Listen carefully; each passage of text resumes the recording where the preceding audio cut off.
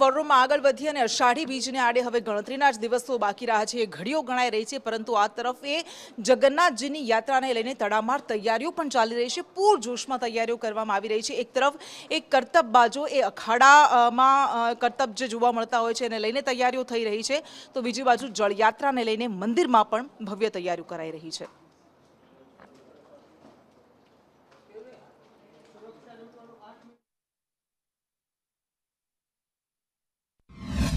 રથયાત્રા પહેલા યોજાશે જળયાત્રા અને જળયાત્રાથી લઈને રથયાત્રાની તડામાર તૈયારીઓ અખાડીઓનો દ્વારા કરવામાં આવી રહી છે અને વર્ષો જૂની એક શક્તિ પ્રદર્શન સાથે પોતાની ભક્તિ દર્શાવવાનું અનેરું જ મહત્વ રહેલું છે અને એ જ રથયાત્રામાં અનેક લોકો જોડાતા હોય છે। ત્યારે આ વખતે કુંફ કરાટેના પણ દાવ આ વખતે જોવા મળવાના છે। આ વખતે બહુ જોરદાર છે, લગભગ 8 થી 9 મહિનાથી અમે તૈયારી કરી રહ્યા છીએ। દરેક ટાઈપના વેપન્સ, દરેક ટાઈપના સેલ્ફ ડિફેન્સ, દરેક ટાઈપની વેપન્સની પ્રેક્ટિસ અમે બતાવવા નાના બાળકોથી લઈને સૌ કોઈ છે યુવાઓ ત્યાં રથયાત્રામાં રંગે ચંગે જોડાતા હોય છે અને એ જ ઉત્સાહ સાથે નાના બાળકોથી લઈને દરેક વયના લોકો આ રથયાત્રામાં પોતાનું શક્તિ પ્રદર્શન કરીને ભગવાન જગન્નાથજીની રથયાત્રામાં જોડાતા હોય છે। હું છેલ્લા 16 વર્ષથી અખાડામાં જોડાઉં છું। એના પહેલાં મારા ફાધર છેલ્લા 58ની ઉંમરના છે અને તે છેલ્લા 46 વર્ષથી આ રથયાત્રામાં જોડાય છે।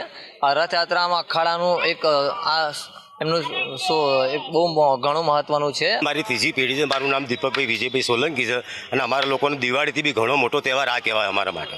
કેટલી આસ્થા જોડાયેલી છે બેન, એવું લાગે કે કાલે રથયાત્રા આવી જાય એટલે અમારો ઉત્સાહ કે કાલ તારીખમાં આવી જવું છે। તમામ જે ખલાસી બંધુઓ હોય કે અખાડીઓનો હોય તે જ ઉત્સાહમાં નગર યાત્રામાં જોડાતા હોય છે અને કોઈને રથ ખેંચવાનું સૌભાગ્ય મળ્યું હોય છે તો કોઈને શક્તિ પ્રદર્શન કરીને નાથની નગર યાત્રામાં જોડાવાનું સૌભાગ્ય મળ્યું હોય છે અને એ જ ઉત્સાહ સાથે જળયાત્રા અને રથયાત્રાની તૈયારીઓ કરવામાં આવી રહી છે।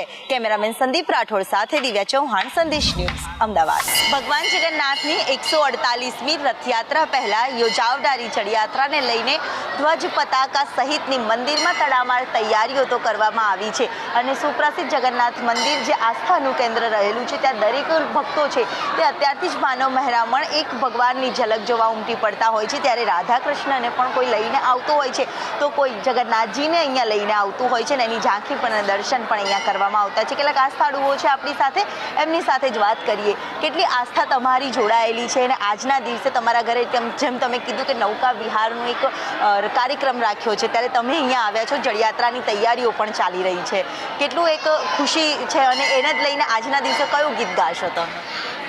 અમારા ઘરે ઠાકોરજી છે, રાધા રાની છે, એટલે દર દિવસે આનંદ દિવસ છે।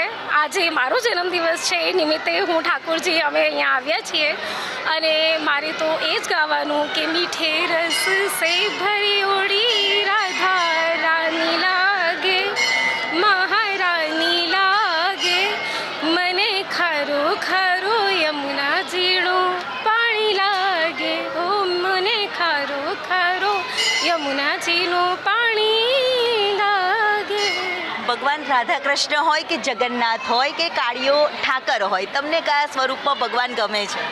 मैंने जगन्नाथ के स्वरूप में मुझे अच्छे लगते ज़्यादा। कितनी आस्था जुड़ी है आपकी?